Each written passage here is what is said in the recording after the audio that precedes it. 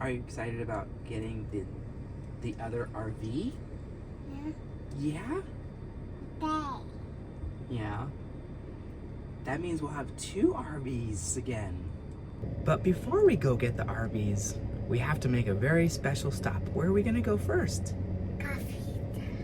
Yeah, the coffee shop. Go, go, go, go, go, go. I'm just kidding. Hold on, there we go.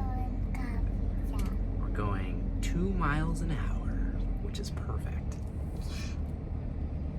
Dash isn't seriously driving to the coffee shop.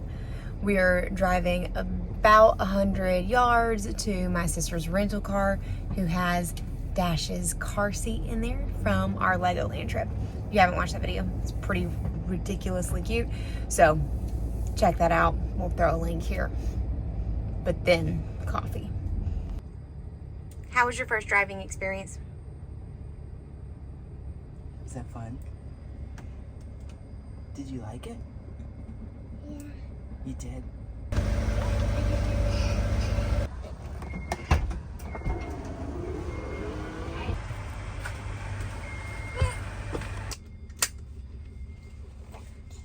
Is that good?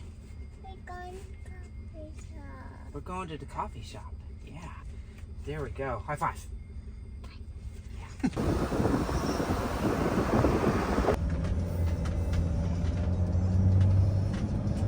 So we have gotten so many comments on our channel since we picked up the van again, like, WTF, why are you guys giving this thing another shot?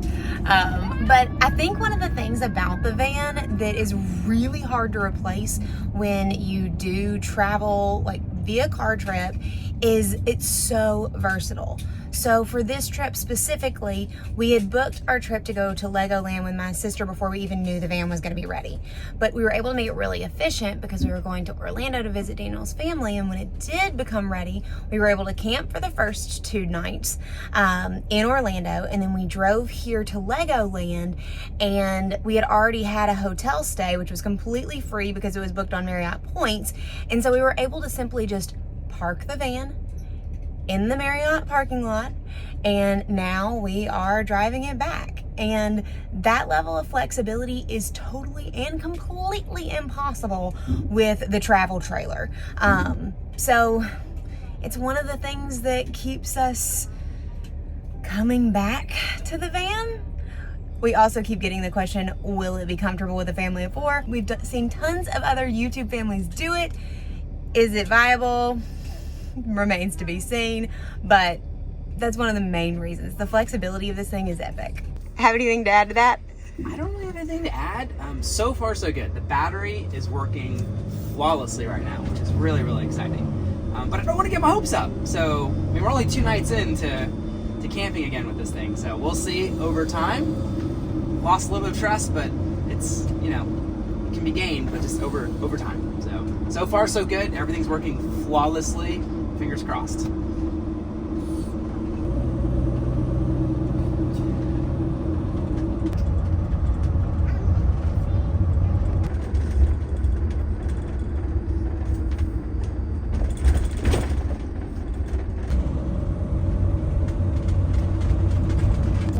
One of the things that we've learned from our trip here to Legoland is that it's actually basically smack dab in the middle of Orlando and Tampa. It's really close to this little town called Winter Haven, and while we've been here, we think we've perfected the breakfast plan. So we're going to take you guys along. It's actually a 2 local business Wanderlocal stop, but when you find really, really great coffee and really, really great breakfast, and you're not at the same place, sometimes it's worth a 5-minute walk between the 2 to enjoy both.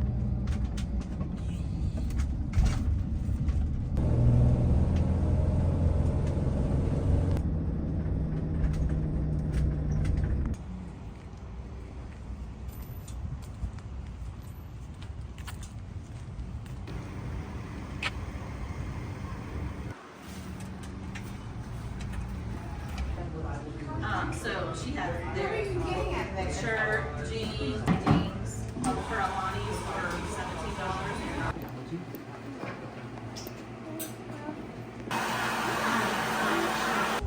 No. Sorry, excuse First stop here in Winter Haven is Haven's Coffee Roasters. It's the best coffee we've found here, and it's delicious. Not to mention I'm pretty preferential to Harry Potter in general, so the fact that the whole thing is Harry Potter themed is pretty fantastic. Okay, now to our breakfast spot.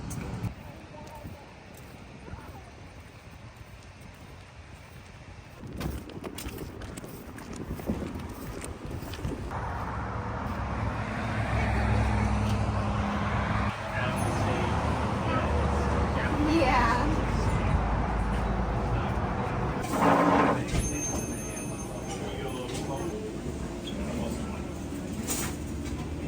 Yeah, I don't know how long that's gonna take some time. So the first thing You want to swirl it around?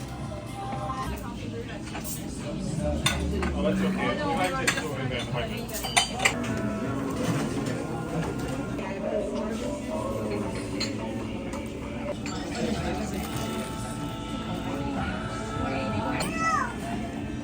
Blow on it? Come on, bud. Come on.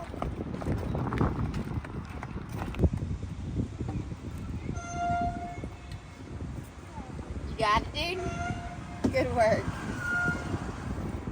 Our next stop, Airstream of Tampa. After that delicious breakfast and coffee here in Winter Haven. So, time to hit the road.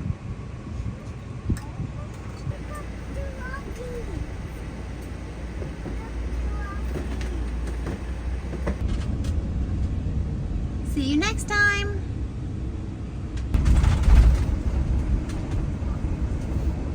Now, while we don't necessarily get to respond to every comment, we absolutely do read every one of them. And somebody recently asked about the AC and whether we run the AC with dash in the back while we're driving.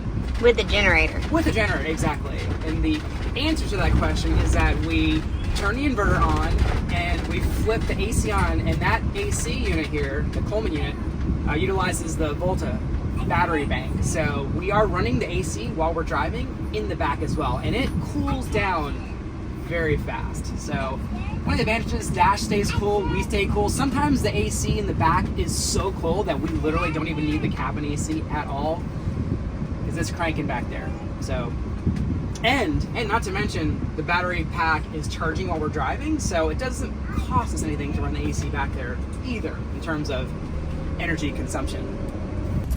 That being said, we do not have a generator on board at all. No propane. Everything is electric. So that's what the E1 package is that we bought with this van. And it has been so problematic. But the good news is it looks like the basic rebuild that the team did out in California of the system entirely seems to be working. So we're keeping our fingers crossed on that front. All right. Oh, good Lord, we're gonna take this angle here. The big old mountain there with the van. Oh, it's always a little scary. Made it. Made it. Yeah. It's always scary when you're going down some back roads. Sometimes Google Maps takes you through neighborhoods and stuff, and then you see this like mountain in front of you, and that's typically train tracks. They'll go up and then steep on the backside. And this thing is 24 feet long, so not as bad as if we were towing the Classic, which is 30 feet long, but still, you still want to take it cautiously when you're going over those mountains, those train tracks that look like mountains. So these back streets.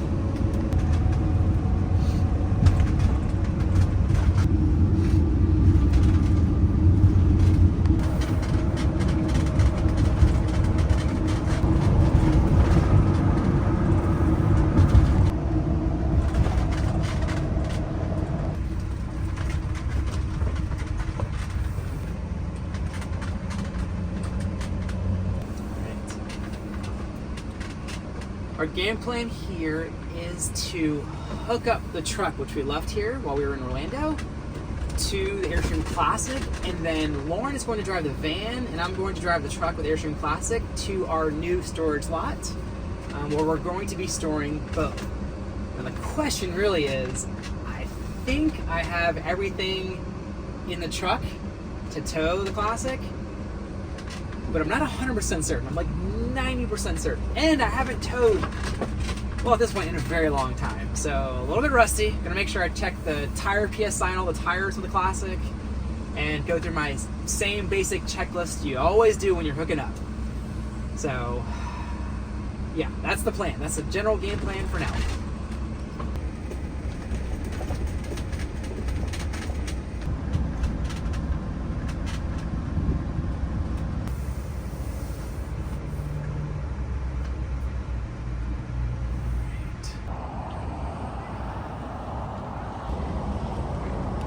There she is.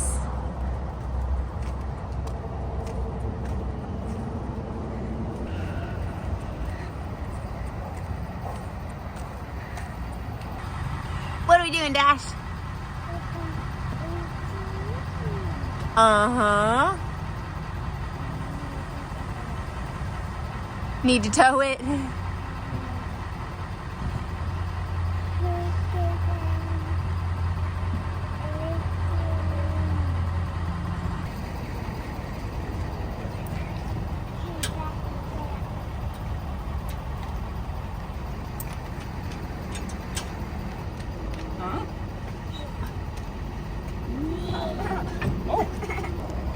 Okay.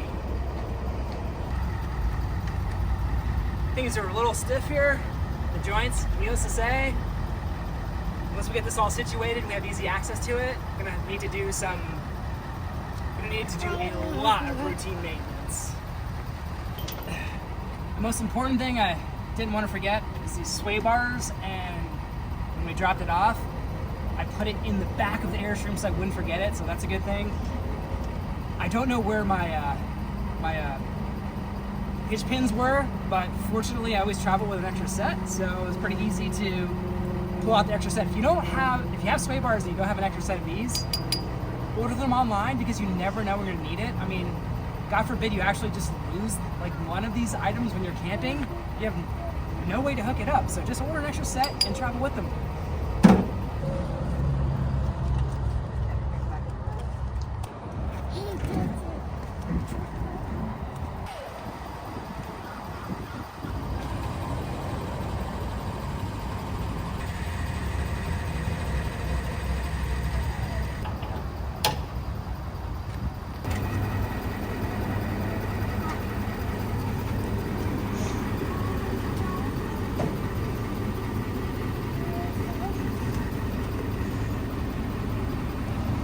Dash, now that the trailer is connected, are you ready to drive?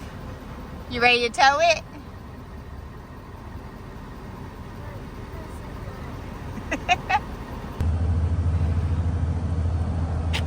I think we're good.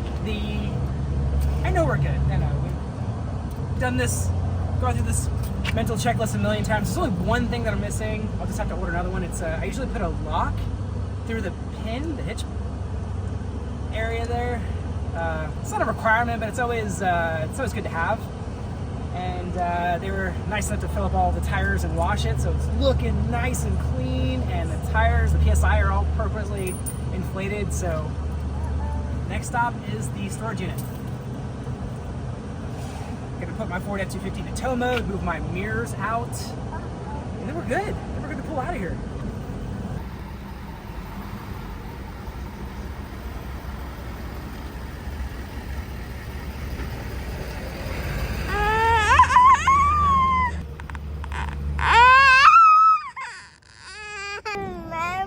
Dude, are you concerned Dada's leaving without us?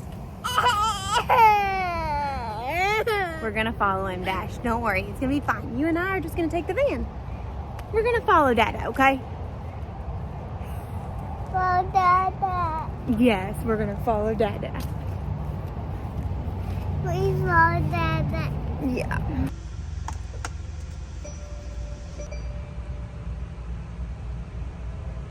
Daniel literally never believes me that Dash cries or like says he misses him when he's just with me. So that little piece, that's for you, D. It's real.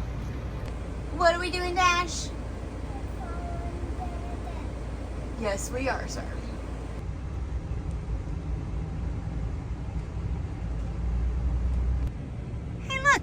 There's a van that obviously is a family of 4. See, they even got their little peoples on it. That is way too cute.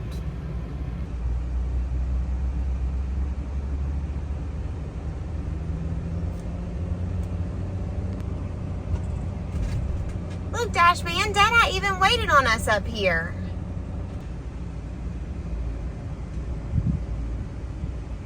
There he is, Dad. There he is, Dash. You see him?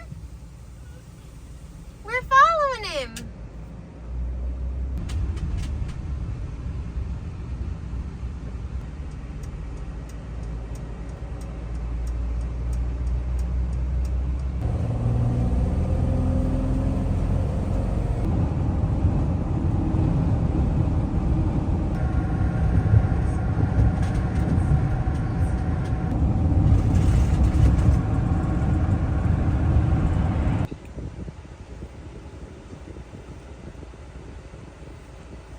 Am I in your way?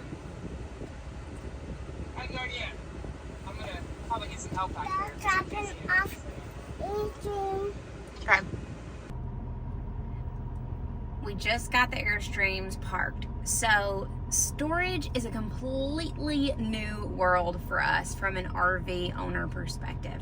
And we really had no idea how challenging it was gonna be to find somewhere that we could put both rigs in one spot, because if you've ever looked into RV storage, I don't know what it's like around you, leave a comment below and tell us, but here in Florida, in the Tampa Bay area, a spot can run you anywhere from $200 to $500 a spot. So since we have 2 rigs, that seemed astronomical. So our goal was really to try to find one spot that would fit both rigs. And then next being finding a place that's close to you that accommodates that. We found places that were 45 minutes away from us, but if that was the case, we were afraid we would end up just leaving them in storage and never doing anything with them.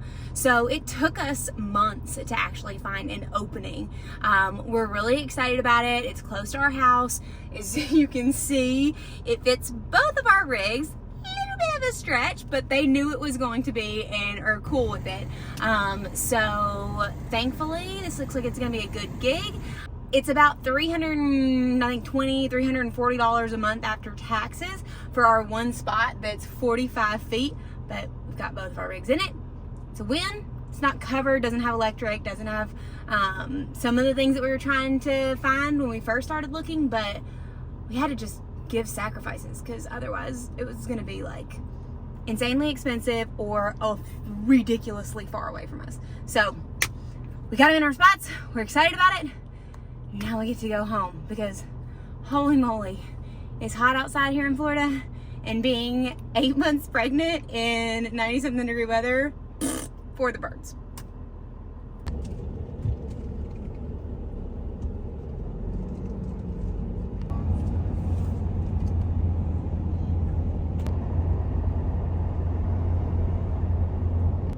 Looks like we got that done just in time.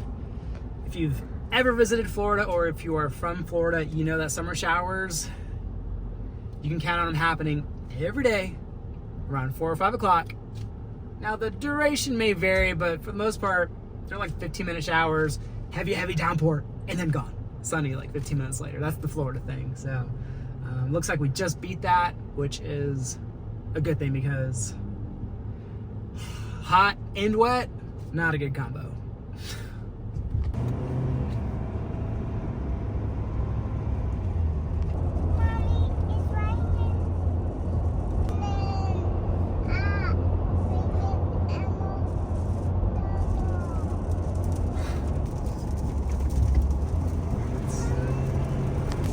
Now that we've got our rigs back, we're pretty super excited about taking them out for more adventures. But until then, we'll go ahead and sign off for the day. If you haven't already this week, make sure you wander local. Because as you know, it's good for the soul.